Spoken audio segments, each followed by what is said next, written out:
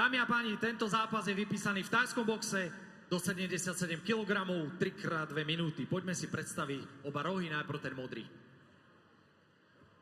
21 rokov, 186 cm, 5 zápasov, z toho 4 víťazné a len 1 porážka. Za KBC Přerov a Českú republiku pod vedením Tomáša Tomigu, Ondrej Pivec! V červenom rohu, 18 rokov, 188 cm. Je toto jeho profesionálna premiéra. V amatérskom svete má však 8 zápasov, z toho 7 víťazných a len 1 porážka. Za Drakula Gym Brezno a Slovensko pod vedením trénerov Mareka Lušťaka a Juraja Štulajtera, Dalibor Lenk!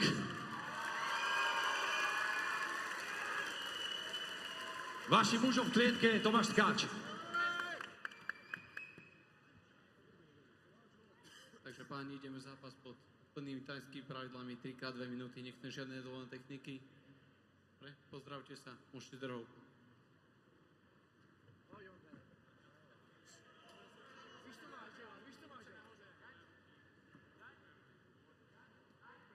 Tajsko-slovenský súboj KBC Přerov versus Drakula Gym Brezno, Pivec a Dalibor Lenk. Boj, v ktorom máme aj juniorského šampióna SMTA ligy do 81 kg. Tá nám v tejto chvíli začína. Tam ale prepadol pre Pivec.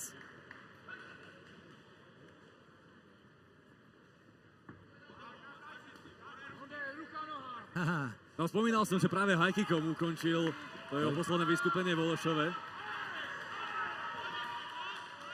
Vidíme, či o niečo podobné sa pokúsi.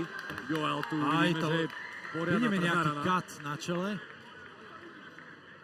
Ale... A nie malý. Malý, voláme cutmana. Ondrej je z toho prekvapený, chce pokračovať ďalej.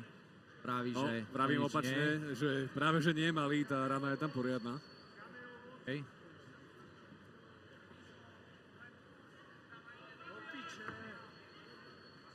Pravoťák to ukončuje.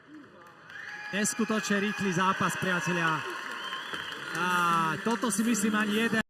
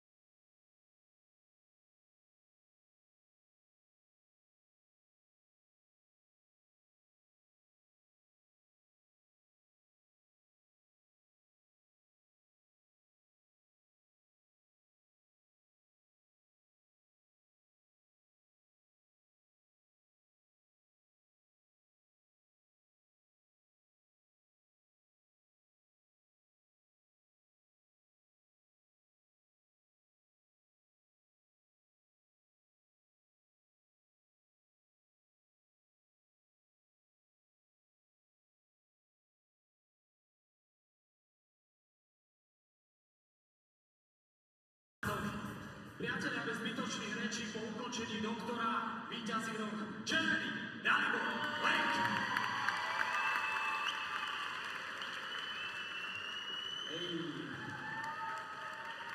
Krásne uznanie aj od supera.